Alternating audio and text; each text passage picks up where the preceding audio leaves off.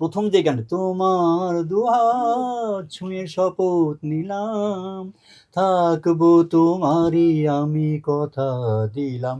এই গানটা কবি সিরাজুল ইসলাম সাহেবের লেখা এবং আজাদ সাহেবের সুর করা 67-এ। এটা অল ওভার পাকিস্তান সেলে HMV ডিস সেলে 7 স্ট্যান্ড করে। তো ওই ভদ্রমহিলা বলেছে তোমার দুহাত ছুঁয়ে শপথ নিলাম, যে ভদ্রলোক গিয়েছে তাকে দিয়ে গেত। আমি যে ওই ভদ্রলোক ওই তার বুঝতে পারি।